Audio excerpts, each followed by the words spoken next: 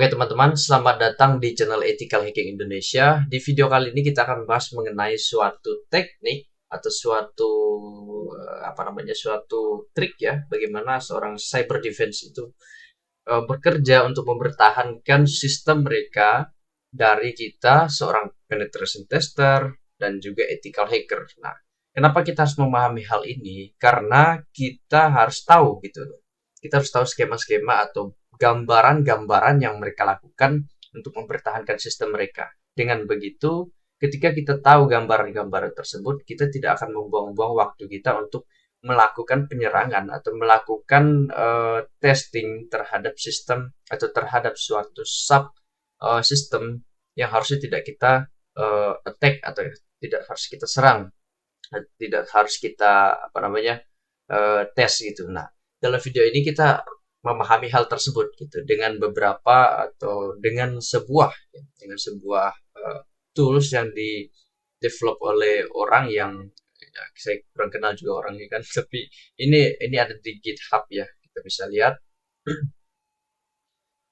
orang Azan ini. Tapi uh, ADHD project ya, ini harusnya nggak di sini sih orangnya, ini kayaknya cloning dari tools aslinya. Tapi di sini kinerjanya sama aja, tapi kita bisa menggunakan ini sebagai gambaran bagaimana orang cyber defense itu melakukan pencegahan terhadap penyerangan. Ini sebenarnya untuk yang ilegal, tapi kalau yang legal itu tidak harus dicegah karena memang itu secara sengaja mereka memberikan akses kepada kita untuk melakukan tes kepada sistem mereka. Oke, kalau bisa dengar tukang bakso. Oke, lanjut. Dan maksudnya adalah mereka membuang waktu kita atau mereka secara sengaja membuat skema itu supaya kita berada pada lingkup yang berputar-putar di situ saja. Tuh. Maksudnya seperti apa? Nanti kita bisa lihat bagaimana cara kerja tools ini, gitu ya. Tools ini dibangun dari Python ya. Python ini adalah bahasa pemrograman yang kalau kita masuk dalam dunia IT harusnya kita sudah paham karena merupakan salah satu dari bahasa pemrograman yang juga terkenal gitu, cukup terkenal di kalangan IT gitu. Apalagi kalau kita di bidang cyber security atau di ethical hacker dan penetration testing, kita harus paham hal ini gitu. Kenapa kita paham? Karena cukup simpel menggunakannya dan cukup mudah untuk kita pahami sehingga penggunaan kita, efisiensi waktu kita juga tepat gitu. Oke, kita bisa lihat source code-nya. Saya kurang paham-paham amat sih, cuman kita bisa lah. Gitu. Jadi ini adalah source code-nya yang teman-teman bisa lihat ya, time slip delay ini biasa untuk untuk pengalihan suatu dari menjalankan satu fungsi dan ke fungsi lain gitu.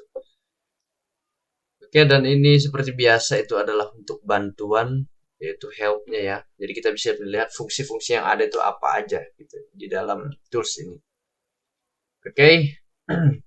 Tools yang sempurnanya ini harusnya di sini ada disertakan juga wordlist-nya. Cuman kita tidak terkendala dalam hal tersebut karena kita bisa menggunakan custom wordlist kita ya. Jadi kita bisa menggunakan spider trap ini untuk mengcustom wordlist-nya. Pertama yang harus kita lakukan adalah kita buka aja dulu. Kita cloning ya. Kita melakukan cloning, kita buka terminal kita.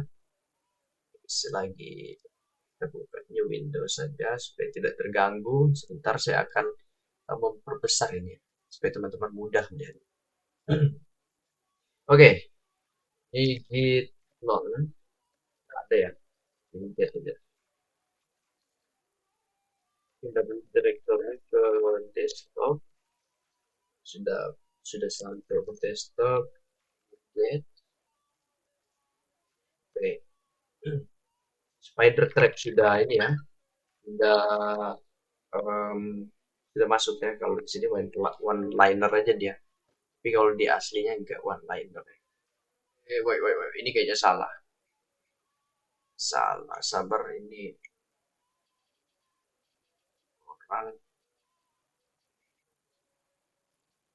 Saya matikan dulu notifikasi, sangat mengganggu.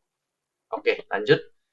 Ini sebenarnya salah, ini malah requestnya ya yang diambil. Oke. Kita coba cek di sini menggunakan salah.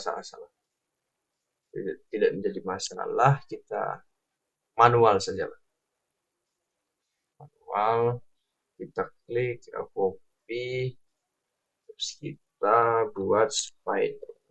Kita pakai nano ya, spider thread.py, kita copy. Nah, ini sudah kita cloning ke sistem kita ya, jadi sudah bisa kita gunakan. Tidak ada cacat, harusnya nggak ada cacat, indentasinya juga harus diperhatikan. Dan coba kita tinggal save ya. Nah, ini sudah ada di sini, kita memberikan akses dulu. Spider trap. Kalau kita memberikan akses, dia berubah warnanya. Jadi bisa executable gitu. Portnya, kalau kita lihat di sini, portnya itu dari ini ya, 8000. Kita juga bisa mengganti portnya dari ini, cuman itu hal yang bisa kita lakukan nanti gitu. Cuman ini kita langsung lihat skemanya aja. Nah, kalau portnya ini kan kita lihat di 8000 ya, kita bisa mengubahnya ke port-port yang mirip-mirip gitu dengan port web yang dekat-dekat gitu, misal 80 gitu. Cuman kita tidak bisa ya, nanti dia akan tertimpa gitu. Jadi kita gunakan aja port-port yang mirip-mirip saja supaya mereka mengira ini adalah service yang berjalan di sini adalah service tersebut. Sedangkan kita tidak punya service tersebut. Misalnya servicenya apa ya? Server untuk monitoring gitu. Kita buat aja seperti itu. Nah, nanti kalau teman-teman lihat bagaimana cara kerjanya, teman-teman nanti paham gitu loh. Kenapa sih orang atau attacker atau penyerang ini bisa ingin sekali gitu loh untuk melakukan penyerangan terhadap hal ini gitu. Karena ya seperti yang kita tahu, ini seperti mengandung unsur yang sensitif yang harusnya mereka kejar-kejar gitu. Oke, kita mulai saja di sini. Sudo Python ini Python berapa ya? Python 3 ya, harusnya defaultnya kali Linux itu pakai Python 3 spider. Seperti biasa kita coba help. Apa yang terjadi? Salah password lagi ya, salah lagi.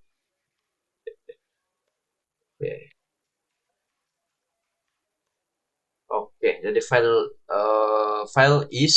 containing a list of web page name to serve. Jadi dia harusnya file yang custom. Ini penggunaannya itu adalah usage. Itu spider trap space spasi file. Ini cuman informasi aja. Yang di sini harusnya ini adalah nama custom file kita. Nah, nanti kita navigasi ke dalam custom file yang terkenal yang biasanya orang cari gitu, nah, supaya lebih kita mudah aja gitu. Terus file containing a list of web page name to serve, one per line gitu. Jadi satu per line, misalnya ini line 1 ts1 ts2 gitu. Nah, ini sudah menjadi 2 line gitu ya, dari atas ke bawah gitu. If no file is provided, random link will be generated. Jadi artinya jika kita tidak memasukkan file custom atau kita tidak membuat file yang kita ingin targetkan supaya lebih menarik orang-orang untuk terjebak di situ, kita bisa langsung mengeksekusi. Nah, ketika kita langsung mengeksekusinya ini, dia akan mengenerate link, semacam link gitu ya, yang random gitu. Link yang random ini akan menjebak orang-orang untuk melakukan crawling atau melakukan perambahan ke dalam perambahan itu kosakata apa itu, sudah lama sekali. Jadi maksudnya mereka melakukan penjelajahan atau membuka link yang ada, tetapi itu linknya di generate, jadi terputar-putar di situ saja. Nah, ketika ini akan menjebak tools mereka untuk melakukan penyerangan atau melakukan pengambil informasi yang seharusnya tidak ada informasi gitu, tetapi mereka diputar-putar oleh server ini gitu. Oke, kita langsung coba Oke, ini help, sudah help. Terus kita bisa langsung ke defaultnya. Defaultnya starting server on port 8000 ya, 8000. Nah, di sini kita bisa cari dulu eh, apa IP-nya. Nah, IP kita yang digunakan itu bukan yang ini ya, bukan yang ini, tapi kita menggunakan lokal. Kalau kalau teman-teman sudah mendeploy ini ke public, harusnya bisa digunakan di public. Tapi di sini kita sebagai contoh saja kita pakai lokal ya. Nah, kita buka browser. Ini yang terjadi ketika seorang attacker ini melakukan apa namanya penyerangan ya. Kita bisa lihat langsung di servernya. Ini adalah browser si penyerang gitu misalnya. Ini adalah browser kondisi browser si penyerang. Ini adalah server yang kita gunakan untuk monitoring kegiatan atau apa yang terjadi di belakang atau di belakang layar kita gitu. Atau yang terjadi pada service-service kita yang sudah kita online kan. Nah, sekarang kita masukin aja protokolnya biar nggak mana-mana ya. 8000 ya, betul 8000. Nah, betul 8000 slash. Nah, ini adalah apa namanya em, semacam log ya log yang terjadi pada sistemnya untuk pencatatan aja kapan waktunya dan sebagainya gitu. Tapi di sini dia membuat catatan juga ya, memberikan catatan untuk IP mana yang melakukan ini. Nah, ini bisa kita gunakan untuk report ya, report maupun ke mana atau biasanya sih ke pihak-pihak yang berwenang untuk mendapatkan informasi lebih lanjut ya, seperti polisi atau sebagainya. Tergantung negaranya juga. Kalau Konoha ya polisi. Oke, lanjut. Em, di sini kalau kita buka, nah di sini dia akan mengenerate link yang berbeda. Gitu. Coba teman-teman lihat di sini. Kita klik di sini, dia akan berubah-ubah. Nah, dia tidak tersusun link seperti ini, maksudnya tidak tersusun dalam sub-sub link, tetapi dia tersusun di dalam dia kembali gitu, kembali ke awal gitu. Jadi kalau misalnya kita menggunakan web crawling atau spider ya, spider attack itu biasanya dia akan terputar-putar-putar di situ. Kita menduga itu kita masuk ke dalam sub-sub directory, ternyata itu cuma terputar-putar aja. Nah, kalau saya mengklik dia akan terputar-putar di sini. Nah, kenapa kita harus paham ini? Ini sudah saya bilang bahwa kita ditipu gitu kalau misalnya melakukan penyerangan gitu. Harusnya kalau yang etis sih nggak kena tipu ya, karena memang ini akan dimatikan untuk mencari the real kerentanannya itu yang di dalam terjadinya seperti apa. Ini akan dimatikan. Tapi kalau untuk penyerangan yang ini ya, penyerangan yang memang dirancang untuk kondisi yang sebenarnya ya, dirancang untuk kondisi sebenarnya, ini harus diaktifkan oleh si uh, orang yang mengoperasikan server tersebut, dan itu bisa saja terjadi ketika kita adalah seorang ethical hacker gitu. Kita buka, nah dia mengenerate kembali. Coba kita hapus ini, apa yang terjadi? Ya, dia kembali ke awal. Dia cuma masuk ke ini, mana tadi? Yang M saja ya. Nah, kita bisa melihat, kita tidak menemukan apa-apa di sini, tapi kita akan diputar-putar-putar dalam suatu skema tersebut. Gitu. Oke, hal kedua, ketika kita menemukan kondisi seperti ini, kita akan cenderung apa namanya kepo ya. Itu skill yang dibutuhkan juga memang dalam uh, IT yang ethical hacking, cyber security. Kepo itu sangat penting ya. Tapi kepo yang terarah gitu. Nah, sekarang saya matikan servernya, kita refresh, harusnya nggak bisa. Oke, betul. Sekarang bagaimana cara kita menggunakan apa namanya file custom. Nah, file custom itu bisa kita gunakan dengan masuk ke dalam, kalau Linux defaultnya ada wordlist ya. Kita gunakan aja wordlist yang ini. Salah-salah. Wordlist dir buster ya. Nah, terus kita pakai aja yang index kita start. Nah, coba kita masuk ke dalam ini, kita lihat wordlistnya apa aja sih yang ada dalam sini. Supaya kita tahu ternyata di luar nanti dia akan seperti apa. Oke, nah di sini ada local star, harusnya ada star, Indico, Nikio, Indicate, Base. Nah, seperti ini. Nah, ketika kita buka lagi, Ketika kita hapus ini, hapus dulu. Nah, dia sama aja. Kita buka local star, dia akan terputar-putar. Nah, kalau di browser kita bisa lihat bedanya, yang mana yang sudah kita buka dan mana yang tidak belum kita buka. Tapi ketika dia kembali ke menu awal, maka dia akan berubah lagi. Kalau kita kembali ke menu, base, local start, menu, main, indicate. Nah, pokoknya kita akan diputar-putar ke di dalam sini. Nah, apa yang menarik dari hal ini? Yang menarik adalah dia akan memutar kita sampai kita tidak tahu. Nah, ini adalah kelemahan-kelemahan kenapa artificial intelligence itu tidak bisa digunakan dalam bidang apa namanya, dalam bidang cyber security, ethical hacking, pokoknya dalam dunia cyber security itu kan lingkup gede ya. Kalau di dalam ada banyak sekali itu termasuk ethical hacker, hacking dan lain sebagainya. Nah, kenapa AI tidak bisa kita gunakan? Kalau kita gunakan ini bisa habis memori kita cuma untuk menduplikasi hal-hal ini dan ini juga menduplikasi kita gitu. Nah, jadi perlu adanya review oleh manusia gitu. Jadi um, kita harus paham hal tersebut gitu. Jadi tidak terlalu mentah-mentah hasil dari komputer gitu. Manusia juga sangat penting untuk melakukan review kinerja komputer. Oke, okay? Tahap selanjutnya adalah di sini kita akan ganti dulu ya word list-nya karena kita sudah tahu bahwa dia akan memakai word list yang kita masukkan. Kita gunakan word list yang ini aja ya, common. Gimana kalau si adminnya itu menggunakan yang big apa namanya, big word list? Kita akan brebe di sini. Oh, baik. Apa yang salah di sini? Big, kita pakai yang lain aja lah. Mau enggak? Kita pakai yang ini aja. Kita refresh. Sepertinya ada karakter dalam word listnya yang tidak bisa di read line, saya nggak bisa. Nah, di sini kita sudah bisa lihat case tracking, US, include. Nah, intinya seperti itu loh. Sekarang kita menggunakan alat bantuan, misalnya kita melihat seperti ini. Oh, ini sudah termasuk ke dalam directory indexing ya, indexing directory. Nah, kalau komputer dia kerjanya seperti itu.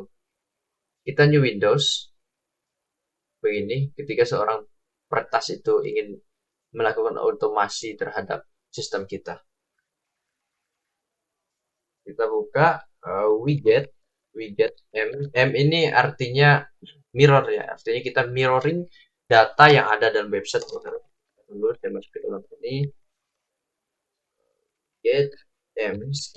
Nah, artinya widget ini adalah apa namanya, akan mengambil informasi dari server kita di mirror. Artinya di mirror seperti apa? Ini kan susunan directory, susunan filenya kan seperti ini. Di mirror lah ke dalam komputer kita. Artinya dia mengambil dari komputer, dari apa namanya, dari server turun ke komputer kita dengan cara mirroring ini. Nah, dengan cara mirroring ini strukturnya akan tetap gitu. Jadi tidak berubah-ubah. Jadi kita tidak pusing untuk pemetaannya nanti. Itu dalam seginya si penyerang atau si ethical hacker atau si penetration testing. Nah, ini ini kan susunan directory awalnya gitu. Coba lihat. Nah, ini ya. Coba kita lihat bagaimana cara kerjanya. Kita copy aja, eh, copy paste seperti ini ya. Connected, apa yang terjadi?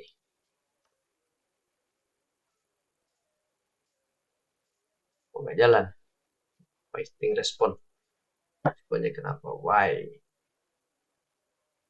Oke, harus di trigger dulu ya. Jadi di sini kita bisa lihat nanti. Ini sudah ada beberapa yang di-download. Ya, ada Inde, ada Robo, harusnya robot ya. Nah, ini sudah bisa menjadi sampel yang untuk kita bahas. Nah, coba kalau saya buka yang ini adalah ini ya, langsung nama websitenya yang diberikan karena ini adalah mirroring. Mirroring artinya di dalam website tersebut ada file apa aja. Coba kita buka. Nah, ini adalah sampel-sampel filenya. Nah, kita bisa lihat di dalam sini. Nih, robot. Kita buka di sini dan ini adalah file robotnya. Nah, ini adalah salah satu sampel yang sempat apa namanya diambil. Kita refresh dulu. Nah, ini dia akan eh, ambil semuanya. Oke, kita lihat cukup cukup jadi sampel. Kita close dulu. Nah, coba kita lihat yang awalnya aja ada nggak. Nah, ini semuanya diambil ya, diklon sama dia, sama apa namanya web widget ya. Kita bisa misalnya certified ya, certified kalau kita buka di sini di ini maksudnya mana tadi ya, di big ya, harusnya ada sih. Kita buka ke dalam bentuk. Kita lihat salah satunya adalah user file WS client. Coba kita masuk ke dalam user file, terus mana ini, share word list. Oke, salah.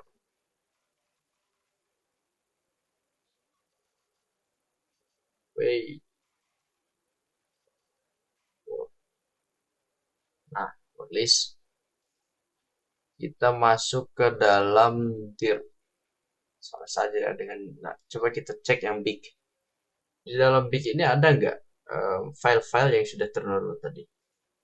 Masuk home, masuk desktop. Nah, kita lihat di dalam big dan kita bisa cek apakah ini pas ya. ADM ada nggak? Nah, ada ya. ADM artinya admin. Get ada nggak? Ada. Get. Nah, ada ya. Dan itu dia memang ambilnya per kata, bahkan di tengah kata juga ada tertulis. Saya yakin di dalam awalnya pasti ada gitu. Karena ini one of 144 ya. Terus certified. Certifiednya yang ini. Ya, ada di sini. Terus compare. Compare. Nah, compare ada. Bisa lihat. Nah, compare. Nah, ini. Jadi ada ya. CFM. CFM. CFM. Intinya seperti itu teman-teman. Jadi dengan cara ini orang-orang yang bekerja di dalam ya dia stres ya, apa namanya, servernya stres karena terlalu banyak apa namanya request tadi oleh widget ini. Harusnya bisa kita kontrol itu nanti menggunakan apa namanya DNS apa itu ya. Intinya dalam konteks ini kita paham bahwa bagaimana cara melakukan pemutaran terhadap eh, apa namanya penyerangan gitu. Jadi orang-orang lihat oh ini apa namanya responnya 200 oke, 200 artinya oke gitu ya. Responnya 200 bagus gitu ya. Tapi pada kenyataannya adalah ini adalah sebuah jebakan bagi seorang penyerang gitu untuk tetap berada pada kondisi yang berulang-ulang-ulang yang sebenarnya dia tidak tahu itu adalah sesuatu yang random dan tidak ada informasi dan itu disengajakan untuk memang menjebak. Oke, teman-teman, mungkin itu aja yang bisa saya bahas pada kali ini. Dan tetap semangat dalam belajar ya, teman-teman. Teman-teman bisa subscribe untuk teman-teman yang baru saja ketemu channel saya atau ketemu video saya di beranda YouTube. Teman-teman bisa follow uh, sosial media saya. Ada banyak ya, ada di Instagram, ada di TikTok juga. Sudah ada TikToknya ya, teman-teman.